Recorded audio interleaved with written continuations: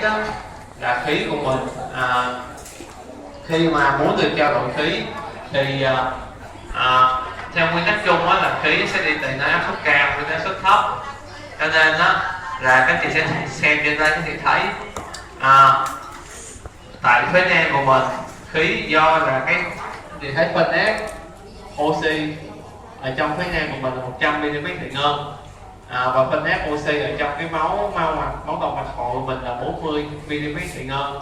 Thì khi đó là phân ép oxy ở trong phế nang cao hơn là trong phần mạch máu, khi đó thì oxy sẽ đi từ phế nang vào trong mạch máu của mình ha. Ở đây các chị thấy đấy ha. Và sau khi mà máu của mình đi qua cái phổi của mình thì cái phân ép oxy sẽ lên được 95 mm thủy ngân. Đáng lẽ thì nó phải được cân bằng 100 mm thủy ngân, cân bằng với lại cái phân ép oxy ở trong phổi của mình. Nhưng mà do biết là khi mà máu mình mới đi ngang qua cái phần mới gọi về đến mạch phổi của mình đó, thì phân ép oxy của mình là 100 mm thủy ngân.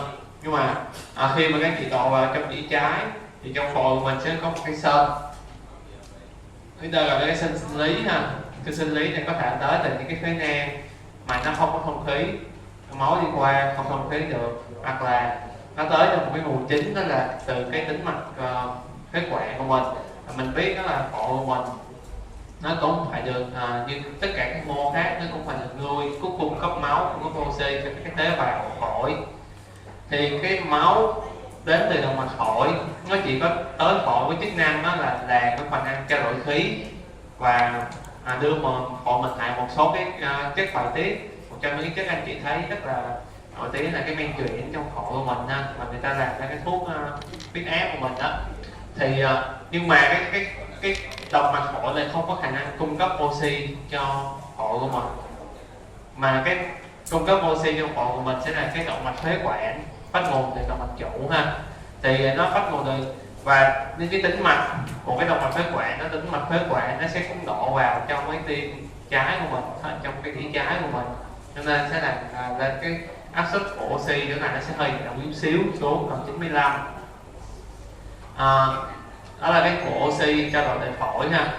Oxy các chị thấy oxy là trong cái phần mao mạch của mình, các chị thấy áp suất oxy trong máu của mình, máu động mạch mình cao hơn trong mao mạch của mình. Mao mạch mình là 40 nha, cái phần trong cái phần mô kẽ mình là 40, trong mô nó thấp hơn. Thì khi đó oxy sẽ đi từ trong cái máu của mình đi vào trong mô.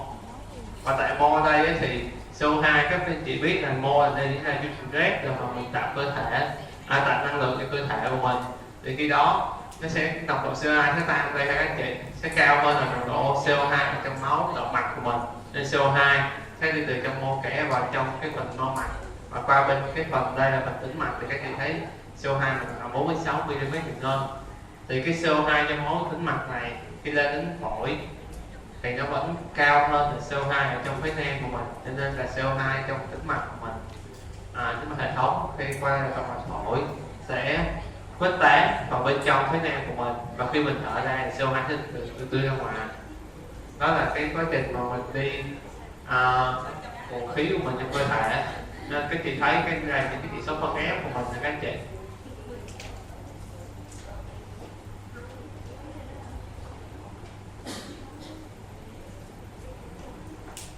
Thì những cái phân ép này á, các chị thấy những cái số trên đây là những cái chỉ số mà mình ở cái mực nước biển, áp suất khí quyển là 1 atmosphere và khí không khí là bình thường.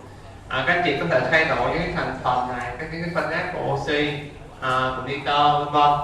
Thí dụ các chị thở oxy thì khi đó các chị làm thay đổi tăng cái phân ép oxy lên. Tại vì bình thường trong khí trời của mình oxy chiếm 21%, mình tính ra được là bình thường là khoảng ở đây các chị thấy thôi. Bình thường ở đây khí trời mình oxy chiếm là 21% là sẽ tính được là 150 mm thủy ngân. Khi các anh chị cho bệnh nhân thở oxy, các chị tăng cái lượng oxy trong khí thở lên đến 30, 25 thì mình chỉ cần lấy cái phần trăm của bệnh nhân với lại áp suất khí quyển. Giả sử là cái mức ngang của nước biển là 760 mm thủy ngân thì mình sẽ được cái phân áp oxy mới. Ở trường hợp những người bị suy hô hấp, mình người ta cần phải cái trên áp oxy cao hơn thì khi đó mình sẽ tăng cái bằng hai cách là một là mình tăng áp suất cho anh chị thở oxy cao áp, hai là các anh chị tăng cái thành phần oxy trong khí thở của mình lên.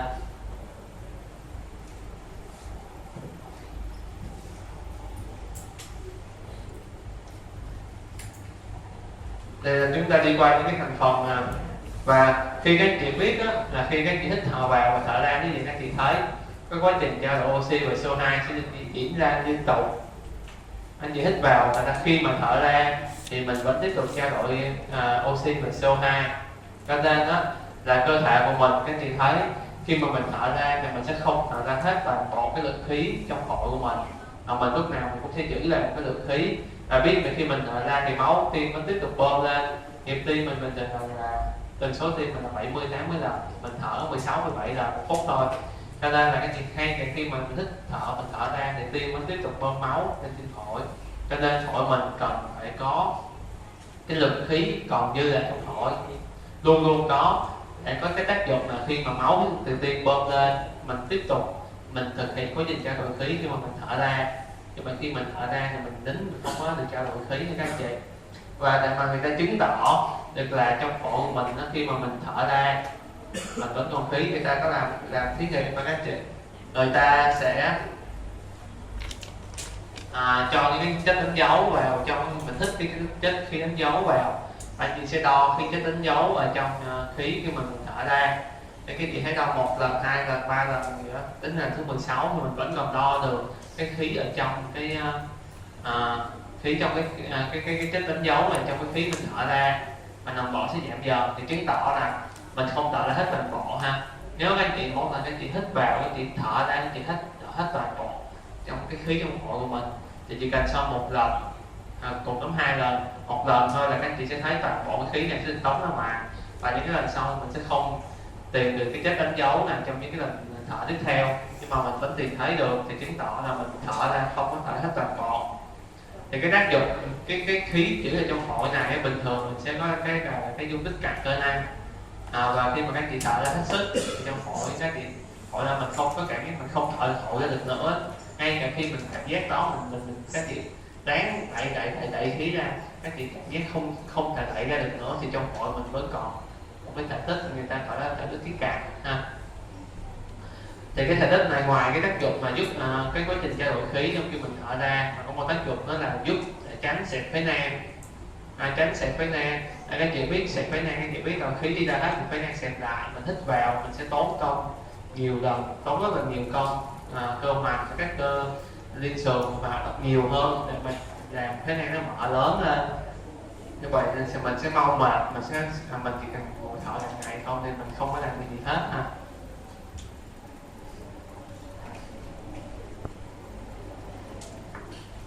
Rồi khi mà khí của mình nó đi vào trong cơ thể của mình á, thì nó sẽ được khuếch tán. Nãy giờ lúc nãy các chị thấy cái khí nó sẽ được khuếch tán cái màng phế nang mau mạch. Thì cái màng phế nang mau mạch sẽ được cấu tạo bởi 2 phần ha. Chủ yếu là cái phần gồm 8 lớp. Thứ nhất là lớp dịch phế nang và substratum. Thứ hai lớp biểu bì phế nang, màng đáy phế nang, khoảng kẽ, màng đáy mau mạch, mạch mau mạch, huyết tương và màng đáy bao hồng cầu. Thì đây là cái sơ đồ cái cấu tạo của một cái màng hô hấp, hay người ta còn gọi là màng phế nang mau mạch. Bên đây là cái mặt của phế nang, cái mặt chứa khí nè. Đây là cái mạch máu nhỏ, đây là cái mau mạch của mình, đây là phần hồng cầu. Hồng cầu và các chị, thì khí nó sẽ được khuếch tán oxy và CO2 sẽ được khuếch tán của cái màng tán cái lớp này nhỏ xíu vậy các chị, sẽ được khuếch tán. Thì và cái cơ chế là cơ chế khuếch tán theo áp suất hay các chị theo nồng độ cơ chế khuếch tán là nó bị động ha. Đây là một cái màng mau mạch ở trong phế nang, các chị thấy người ta chụp cái hình đây, các chị thấy màng mau mạch trong phế nang rất là dày ha, rất là nhiều mau mạch nhỏ. Đây là những cái mạch máu lớn này các chị, những cái mau mạch lớn hơn, đây cái mau mạch nhỏ bao quanh phế nang. Và vậy các chị thấy cái màng mạch máu như cái màng phế nang còn cấu tạo rất là mỏng để mà khí có khả năng khuếch tán đi qua được cái màng này. Và cái sự trao đổi khí tại phổi thì mình có thể biểu diễn bởi cái công thức này để các anh chị dễ nhớ.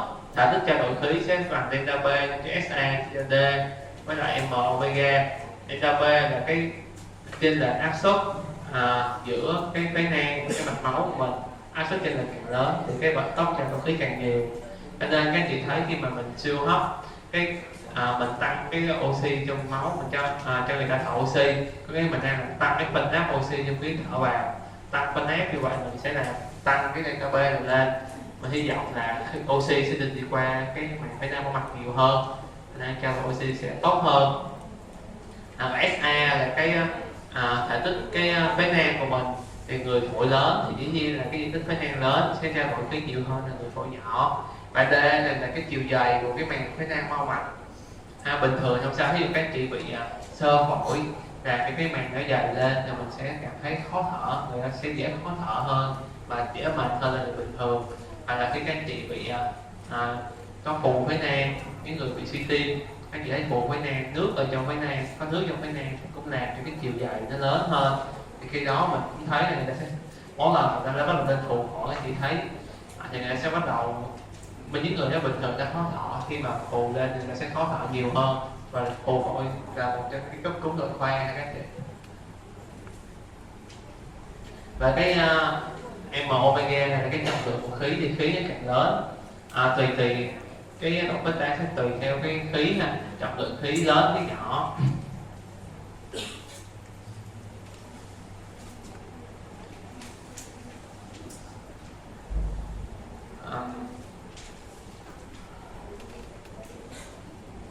Và cái sự trao đổi khí của mình á, thì cái trao đổi khí của mình các chị thấy cái quá trình cân bằng phân áp oxy và CO2 giữa phế nang mau mạch nó sẽ được diễn ra. Đây là cái đầu mau mạch, phần động mạch, đầu mau mạch là phần đầu tĩnh mạch, sẽ nói là phần động mạch là phần tĩnh mạch. Thì khi mà máu mình đi qua đây, đi qua cái phần mau mạch bao quanh phế nang sẽ được trao đổi khí. Người ta đây không thấy nhẹ vậy, người ta thấy một cái người bình thường trẻ khỏe mạnh bình thường thì thời gian đang thư giãn không có vận động, thì thời gian đi qua cái thời gian máu mình chạy đi qua cái mau mạch phế nang của mình là 0,75 giây. Mà người ta đo, người ta thấy á, các chị thấy đây là cái phân áp oxy ở trong máu của mình thì chỉ mất 1/3 thời gian là phân áp oxy trong máu của mình cân bằng được với phân áp oxy ở trong cái phế nang của mình. Khi cân bằng thì các chị biết là cái quá trình trao đổi khí, trao đổi oxy chấm dứt ha, và 0,5 1/2/3 thời gian còn lại thì máu đi qua thì thôi, không mà trao đổi nữa. Thì cái này không phải là để mà mình phí cái công của mình tự nhiên lên đây rồi thời gian kia không biết làm gì ha. Cái thời gian đó là cái khoảng thời gian dự trữ. Ví dụ khi các chị vận động, các chị tăng tần số tim lên, tăng tần số tim thì cái thời gian máu chảy đi qua cái mau mạch sẽ giảm xuống. Nếu mà các chị giả sử nếu mà các chị đi qua phế nang mau mạch này, nếu mà mình thời gian để cân bằng chiếm hết toàn bộ, chiếm hết 0,15 giây, mình không có bằng dự trữ. Nếu mà mình tăng tần số tim lên, cái thời gian máu rút lại thì mình sẽ, khi máu nó chạy qua cái phế nang nó sẽ không kịp đạt được cái cân bằng giữa phế nang với máu. Như vậy quá trình trao đổi khí mình sẽ chưa được tối ưu, thành ra là mình cần cái dự trữ này ha, để khi mình vận động tần số tim mình tăng lên thì mình còn cái vẫn đảm bảo đủ cung cấp cái trao đổi khí vẫn đảm bảo được. Hoặc là những cái người bất thường, ví dụ những cái người bị xơ phổi, hay là những cái người bệnh phổi tắc nghẽn, những cái người đó thì cái thời gian cân bằng này có thể là nó không còn 0,55 giây mà nó sẽ mất 0,5, 0,7 giây, nó sẽ dài hơn ha, nó sẽ dài hơn người bình thường. Cho nên những cái người đó chị thấy trong trường hợp mà người ta bệnh chưa nặng lắm, người ta ngồi người ta không sao, nhưng mà khi người ta vận động lên, người ta vận động chưa đến cái mức so với người bình thường thì người ta bắt đầu người ta mệt, người ta khó thở. Một phần đó là do cái oxy trong máu người ta bị giảm nữa, đó là do là cái thời gian để trao đổi khí tại phổi nó không có đủ, vì cái thời gian người ta đạt được cân bằng nó dài hơn so với những người bình thường các chị.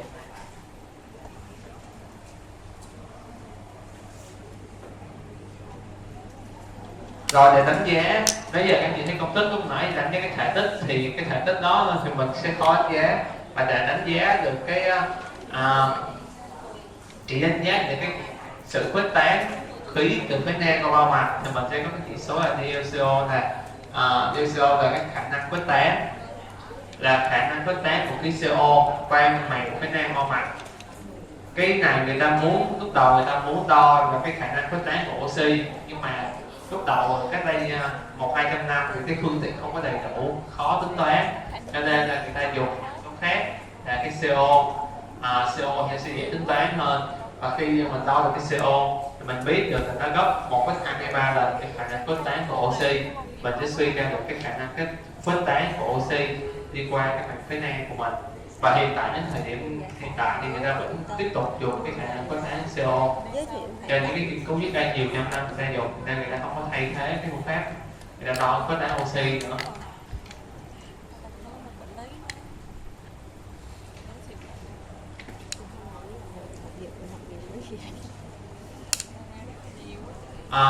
Rồi chúng ta sẽ tới cái phần tiếp theo là cái phần thông khí, sự xứng hợp với thông khí và tưới máu. Thì nãy giờ các chị thấy nè, các chị thấy mình đi qua nãy giờ mình đi qua tới lui, mình thấy đó là khí khi mà tới phổi của mình, nó tới đó không, nếu mà không có máu thì chúng không trao đổi được. Và để biểu hiện diễn cái sự mà cân giữa cái sự xứng hợp với cái thông khí tưới máu, mình sẽ dùng cái chỉ số ở đây là VA trên Q. VA ở đây đó là thông khí và Q là tưới máu. Thì lý tưởng nhất cái VA trên Q của mình nó phải bằng 1, có nghĩa là thông khí bằng với tưới máu, hai bên cân bằng với nhau là lý tưởng tốt nhất. Hô hấp không phí công và tuần hoàn cũng không có bị phí công.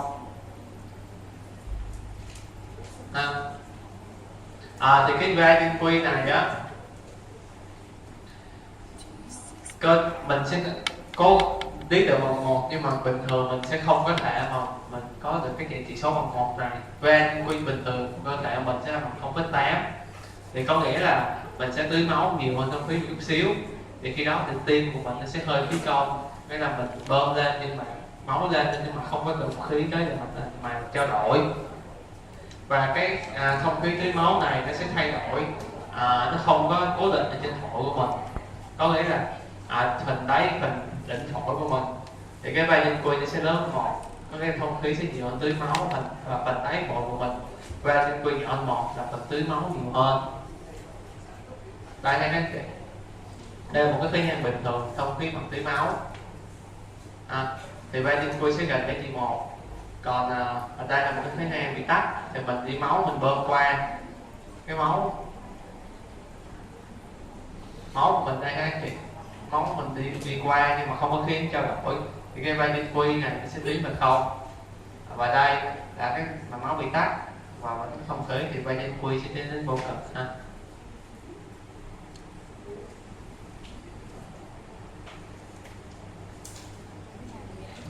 Thì đây là cái sơ đồ về cái sự xứng hợp với thông khí và tưới máu. Giữa cái thành phần của phổi các chị thấy ha, các chị chỉ cần nhớ chỗ này đó là phổi của mình, phần đỉnh phổi thì thông khí nhiều hơn, vai trên Q lớn 1, và đáy phổi của mình thì tưới máu nhiều hơn, trên vai trên Q nhỏ 1. Và chung quy lại thì cái vai trên Q của cơ thể mình đó là không ít, khoảng nhỏ hơn 1, khoảng 0,7-0,8 ha. Thì cơ thể mình sẽ luôn có cái phản xạ để đảm bảo không khí mà được cân bằng với tưới máu. Nếu mà anh chị bị cái phế quản bị nghẽn tắc, khi phế quản bị nghẽn tắc như vậy thì mình sẽ làm cho co mạch máu phổi lại, co mạch máu phổi để giảm cái lượng máu tới cái phế quản bị nghẽn tắc đó, đồng thời đưa cái máu vào tới những cái phế quản, cái phế nang thông khí tốt hơn để trao đổi khí của những phế nang đó. Những cái phế nang bị tắc thì mình sẽ hạn chế đưa máu tới. Còn khi mà máu đến phổi giảm thì mình cũng sẽ co mạch, khi máu đến phổi giảm thì mình sẽ có là co phế quản, hạn chế không khí của mình, là giảm cái công, đỡ hô hấp mình, đỡ phí công. Đây là cái tỷ lệ phân phối tỷ lệ thông khí và tưới máu ở một người trẻ tuổi ha anh chị. Cái tưới máu là những cái trống là nó đậm ha, và phần đây là thông khí. Các anh chị thấy thông khí và tưới máu mình sẽ tương xứng với nhau ha. Trong khi đây là thông khí tưới máu ở một cái người mà bị phổi tắc mãn tính này các anh chị thấy thì tưới máu ở đây thông khí rất là nhiều. Những cái người thông khí nhiều do người ta có tình trạng ứ khí trong cái nang, khí thì hít vào nhưng mà nó khó đưa ra ngoài. Nên các anh chị thấy không khí rất là lớn rồi. Và kết quả của sự trao đổi khí tại phổi đây á là mỗi 1 phút mình sẽ lấy được từ, khi mà mình bình thường mình sẽ lấy được 200 đến 250 ml khí, và mình sẽ thải ra được khoảng 400 ml CO2. Nhu cầu oxy của mình thì khoảng 200 là phù hợp với cái nhu cầu của mình khi mà mình bình thường ha.